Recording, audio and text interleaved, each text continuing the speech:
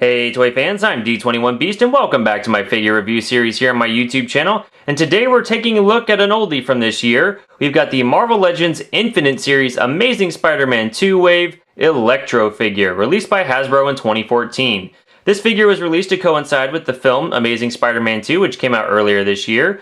And this figure is based on the movie appearance of Electro. Now Electro, if you're not familiar with him, did originally appear in Amazing Spider-Man number 9. Back in the 1960s, created by Stan Lee and Steve Ditko. And back in that comic, he had a much more 60s-ish, I guess you could say, throwback-looking costume. It was green and yellow with a giant sort of electric star on the face.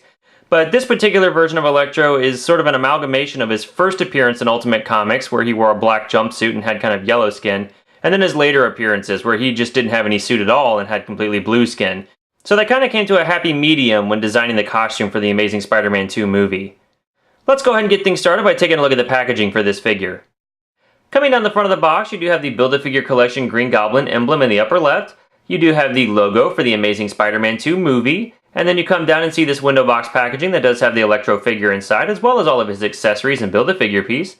You then have the Marvel Legends Infinite Series logo, and finally at the bottom of the packaging, you do have Marvel's Electro labeled there for the figure.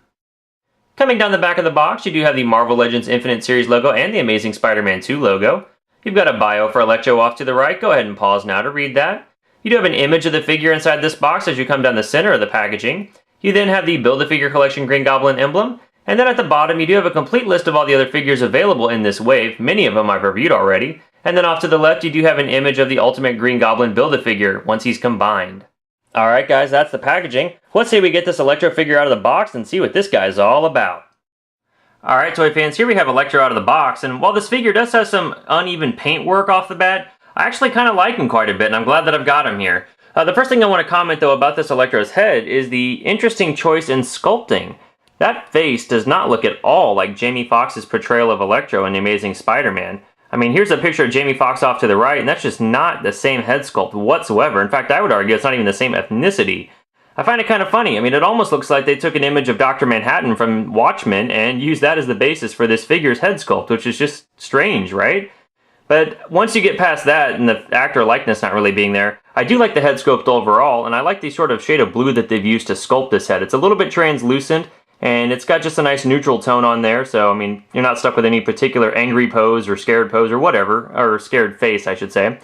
There's the sculpting on the side here that's been painted. That's sort of the electric meter from the movie you might remember. And then there's a bit of paintwork coming around the edge to kind of complete the collar on this figure. He also has some white in the eyes there. As we come down, we do have that sort of collar that was present in the movie, and it's sculpted nicely and painted nicely. We then get this sort of light blue spray paint. I mean, I guess it's supposed to be some sort of like luminescent sort of effect on the figure.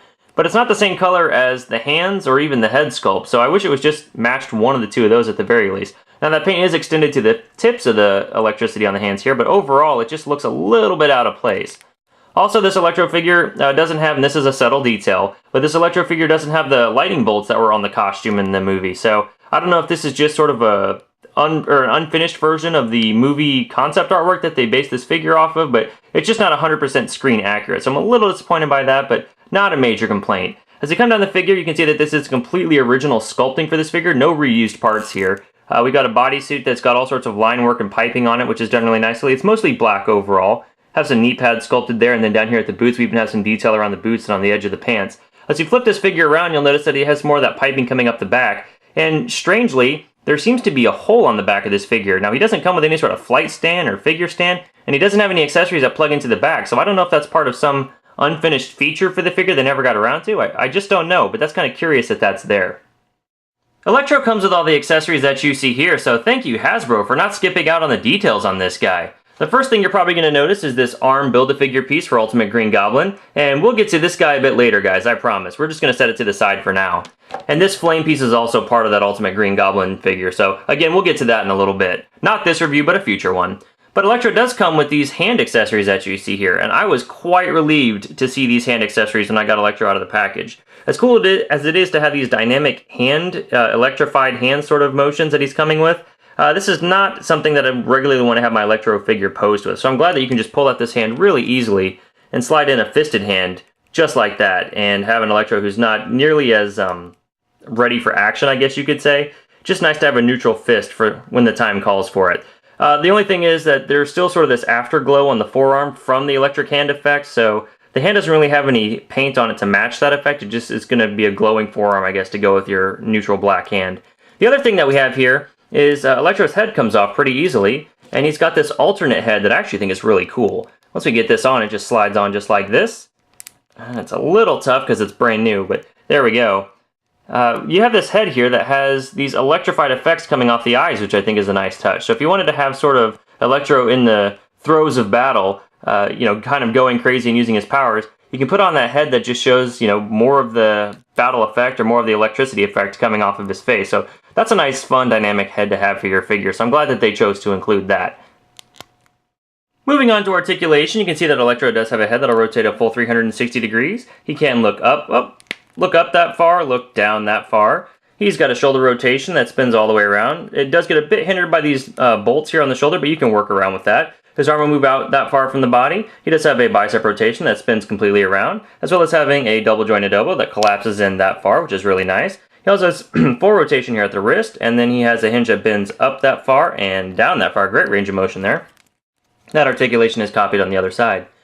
He also has an ab crunch that clicks down nicely. It only goes down about that far, but it does stay in place, and it bends back that far. He's got a full waist rotation that turns 360 degrees. He does have a hip joint that'll let his leg move forward that far and move back just past standing position. It also has a hinge that can let it go out that far from the body. He does have an upper thigh swivel that turns a full 360 degrees, as well as having a double jointed knee that collapses in that far. He's also got a boot rotation that spins 360 degrees, and his foot will bend up that far, bend back that far, and it does have the Hasbro ankle pivot that everyone really enjoys. So a great range of motion on this Electro figure. You're going to get lots of great poses with this guy. Height-wise, this movie Electro figure does come in at just over 6 inches tall. For some size comparison, here we have Amazing Spider-Man 2 Electro compared to the Amazing Spider-Man 2 Spider-Man figure released in this same wave. How you been, Sparkles? And here he is compared to the 6-inch scale Marvel Legends Infinite series Wolverine. Do you know what happens to a toad when it's struck by lightning? Bob, don't even start. Alright, toy fans, well that's my review of the Marvel Legends Infinite series Spider-Man Wave Electro figure released by Hasbro in 2014. And overall, I think this is a pretty decent figure. Now, he is specifically tied to a movie, and if you don't like that movie, that might affect your opinion of whether or not this figure is worth a purchase, but if you are a completionist, I think this figure is pretty great to have as part of your collection, and I love all the options you have with the interchangeable pieces. This isn't a perfect likeness for Jamie Foxx, but it is just a good Electro figure overall, and it could stand in possibly for an Ultimate Electro figure if you're looking for one. Well, that's my review, guys. Thank you so much for watching. Please feel free to rate, share, and subscribe. Also, be sure to hit me up on Twitter at D21Beast. Thanks for watching, and we'll see you next time.